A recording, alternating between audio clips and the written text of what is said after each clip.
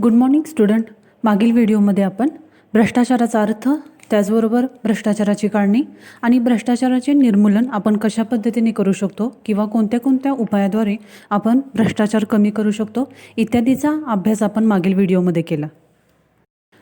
आज आपण निवडणुकीतील राजकारणाचे गुन्हेगारीकरण या घटकाचा अभ्यास करणार आहोत. राजकारणातील वाढती गुन्हेगारी ही अलीकडील काळातील मोठी गंभीर समस्या बनलेली आहे. 1980 नंतर देशाच्या राजकारणात गुन्हेगारांचे प्रमाण मोठ्या प्रमाणात वाढू लागलेले आहे. भारतीय राजकारणातील सध्याच्या गुन्हेगारीचे चित्र हे भीषण आहे. सध्याच्या लोकसभेतील 545 लोकप्रतिनिधींपैकी सुमारे 450 प्रतिनिधींवर किमान एकतरी गंभीर आरोप असलेला आपल्याला दिसून येतो. अलीकडे झालेल्या दिल्ली विधानसभेच्या 70 जागांसाठी 810 उमेदवारांनी अर्ज दाखल केले होते. त्यापैकी 129 उमेदवारांवर गंभीर आरोप होता. 129 पैकी 93 उमेदवारांवर खून, दरोडा, लूट अशा स्वरूपाचे गुन्हे होते. काँग्रेस, भाजप, बसपा आणि आम आदमी पक्ष अशा सर्व पक्षातून गुन्हेगार उमेदवारांनी निवडणूक लढवली होती. त्यांनी सादर केलेल्या प्रतिज्ञापत्रावरून ही आकडेवारी असोसिएशन ऑफ डेमोक्रेटिक रिफॉर्म या संस्थेने स्पष्ट केलेली आहे. राजकारणातील गुन्हेगारीचे प्रमाण हे अन्य राज्यांच्या विधानसभातून अशा स्वरूपाचे असलेले दिसून येते. एकूण भारतीय राजकारणात गुन्हेगारांची संख्या मोठ्या प्रमाणात वाढत चाललेली आहे आणि हा एक चिंताजनक प्रश्न होऊन बसलेला आहे. ही परिस्थिती बदलण्याविषयी व्यापक विचारमंथनही सुरू झालेले आहे. भारतीय राजकारणातील गुन्हेगारांचा वाढता प्रभाव थांबवायचा हवा अशी अपेक्षा समाजाच्या सर्व स्तरातून व्यक्त होऊ लागलेली आहे. तिसऱ्या जगातील भारत हा एकमेव असा देश आहे की जेथे गेली 70 वर्षे लोकशाही शासन पद्धती टिकून आहे. दुसऱ्या महायुद्धानंतर स्वतंत्र झालेल्या अनेक देशांनी लोकशाही स्वीकारली आणि नंतर तिचा त्याग केला. परंतु भारतातील जनतेने लोकशाही शासन पद्धती आपली राजकीय जीवन प्रणाली मानून तिचा स्वीकार केलेला आहे. आत्तापर्यंत भारतात लोकसभेच्या 17 सार्वत्रिक निवडणुका झाल्या. जनतेने निवडून दिलेल्या लोकप्रतिनिधींकडून राज्यकारभार सातत्याने चालू राहिला. परंतु भारतीय राजकारणात निस्वार्थी, निष्कलंक, राज्यघटनेचे पावित्र्य टिकवणाऱ्या पारदर्शी प्रतिनिधींची संख्या मात्र घटत चाललेली आहे.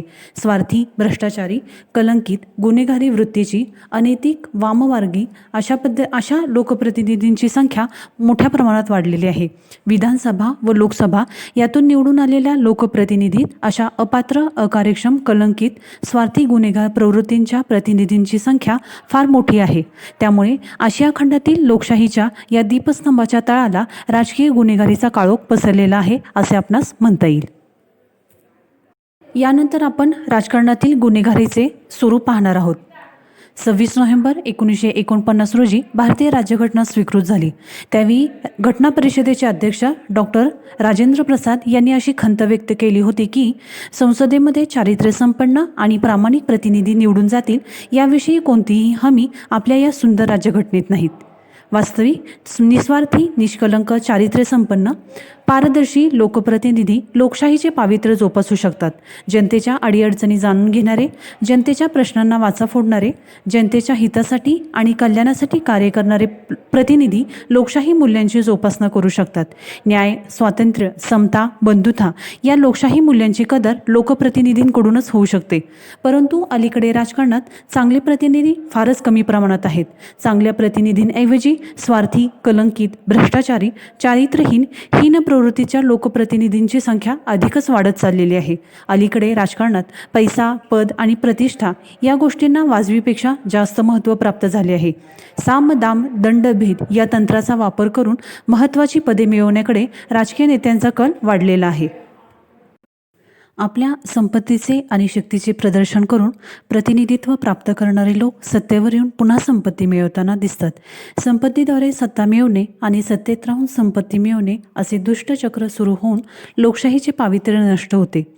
पक्षप्रवेश, उमेदवारी मिळवणे आणि निवडून येणे यासाठी प्रचंड प्रमाणात पैसा खर्च करावा लागतो. आता निवडणूक लढवणे हे सामान्य लोकांचे काम राहिलेले नाही. ज्यांच्याकडे संपत्ती आहे तोच निवडणूक लढवू शकतो आणि प्रतिनिधीही होऊ शकतो. जनतेच्या हातात मत देण्याच्या पलीकडे काहीही नसते. मतदानही तो स्वमर्जीने करू शकत नाही. मतांचा विक्रय होतो. मतदारांना संघटित करण्यापासून ते त्यांना संतुष्ट करण्यापर्यंत पैशाचा वारेमाप खर्च केला जातो. अशा पद्धतीने निवडून येणारे प्रतिनिधी स्वहिताचाच विचार करतात, तेव्हा असे लोकप्रतिनिधी लोकहिताचा विचारच करू शकत नाहीत. देशात राजकारणात गुन्हेगारीचे प्रमाण मोठ्या प्रमाणात वाढू लागलेले आहे. याचे मुख्य कारण म्हणजे की बहुसंख्य गुन्हेगार लोक राजकारणाकडे वळतात. कारण राजकारणाच्या माध्यमातून गुन्हे करणे, ते पचविणे आणि त्यातून सुटका करून घेणे सोपे होत गेले. भारतातील बहुतेक सर्व राजकीय पक्षांच्या ध्येयधोरणात बदल झाले. ते गुन्हेगार तसेच संपत्तीवान व्यक्तीला आपल्या पक्षाचे तिकीट देऊन निवडून आणू लागले. अशा गुन्हेगार लोकांना राजकारणाचा आधार मिळाल्यामुळे त्यांच्या गुन्हेगारीमध्ये मोठ्या प्रमाणात वाढ लागली.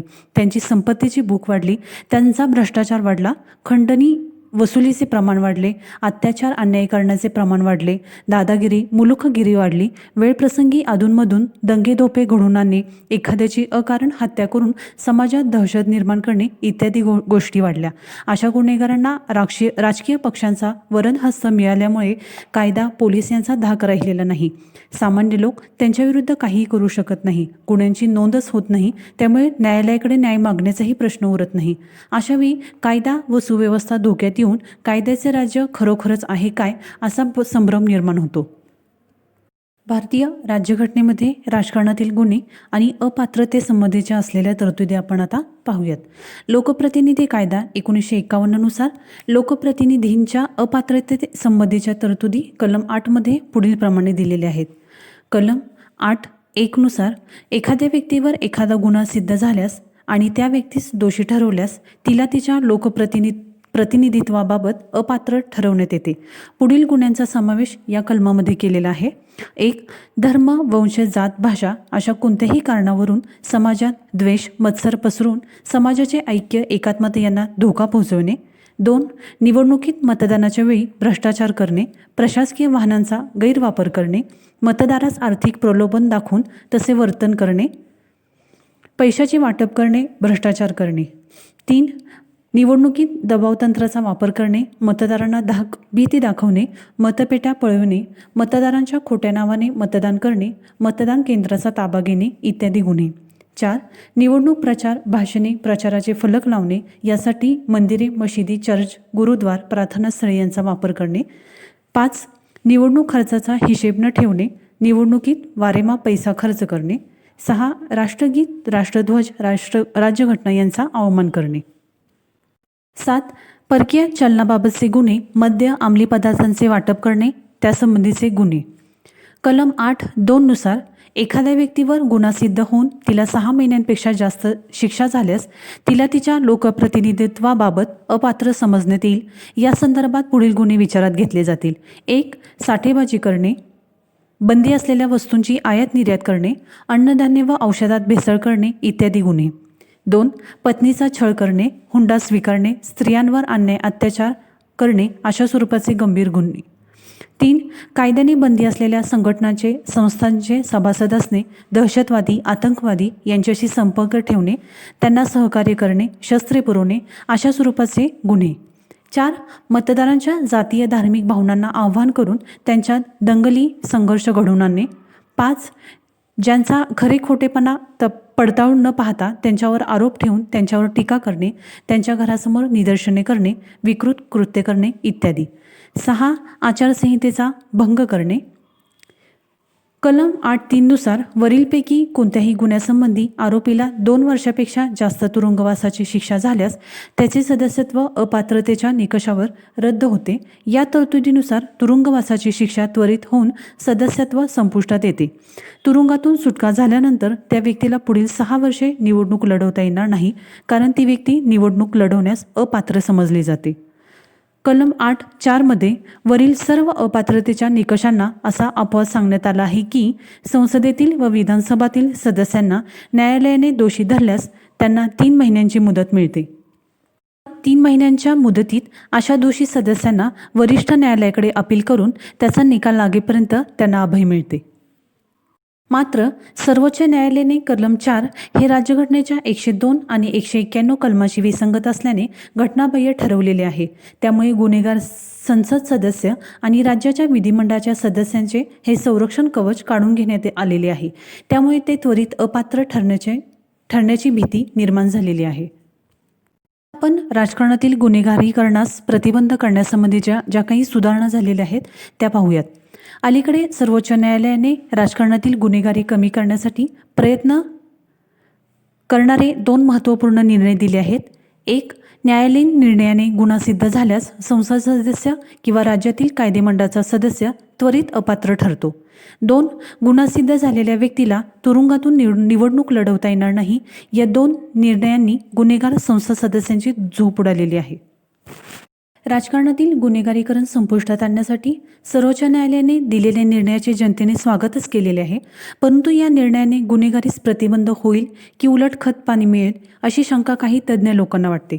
त्यांच्या मते पैसा, दादागिरी, खोटे पुरावे, डावपेच यांचा वापर करून कोणत्याही खोट्या नाट्या आरोपाखाली कोणालाही अटक करणे आजच्या काळात अशक्य राहिलेले नाही. त्यामुळे निरपराध व्यक्तीला न्यायालयाच्या पायऱ्या झिजवून 10-12 वर्षांनी कदाचित न्याय मिळेल आणि ती व्यक्ती निर्दोषी ठरेल. परंतु एवढ्या दीर्घ कालावधीनंतर त्याचे राजकीय जीवन संपून जाईल. तेव्हा न्यायालयीन प्रक्रिया वेगवान केली, 6 महिन्यातच निकाल दिले तर राजकारणातील गुन्हेगारांना प्रवेश बंद होऊन चांगल्या सज्जन, निस्वार्थी, निष्कलंक नागरिकांना प्रतिनिधी म्हणून संधी मिळेल आणि खऱ्या अर्थाने लोकशाही पारदर्शी तसेच निकोप होईल अशी आपणास आशा वाटते.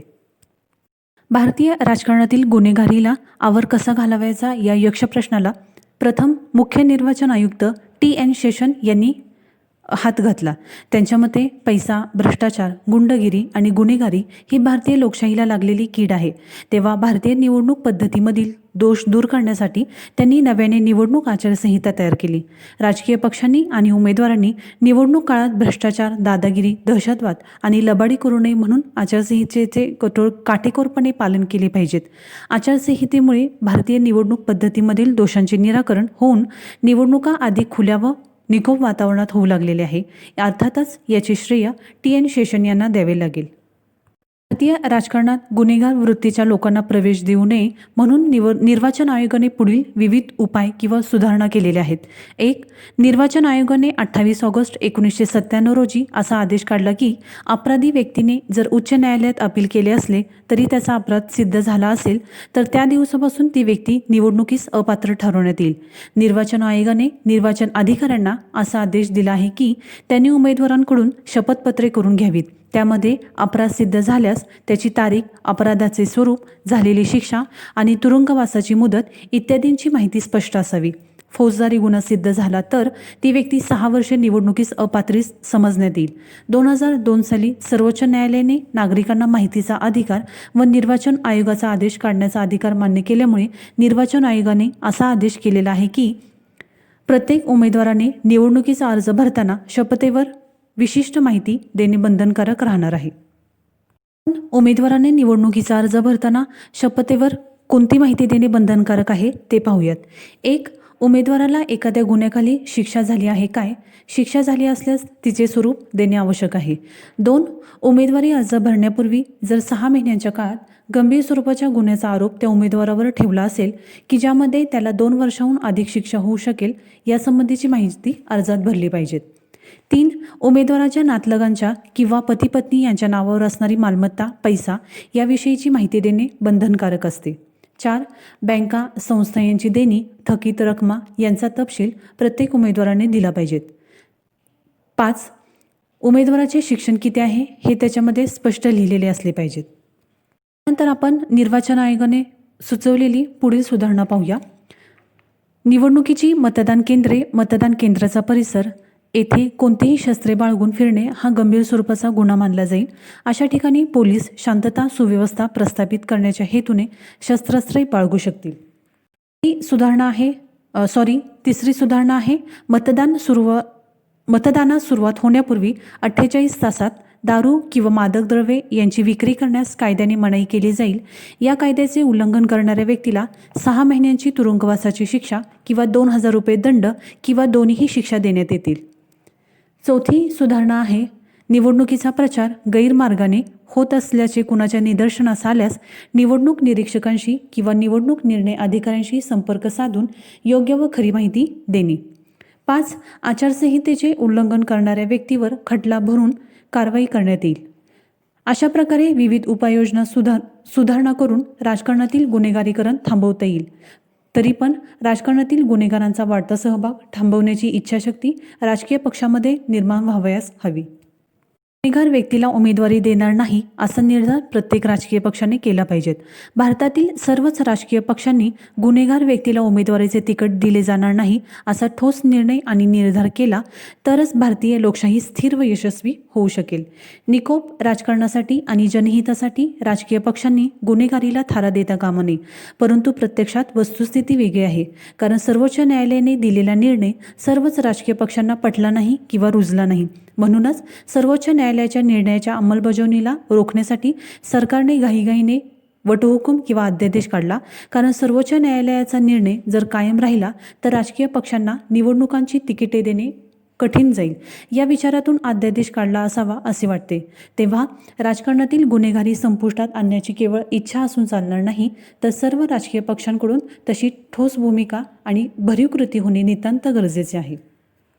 या ठिकाणी आपले भारतातील निवडणूक प्रक्रिया हे प्रकरण संपत आहे. धन्यवाद.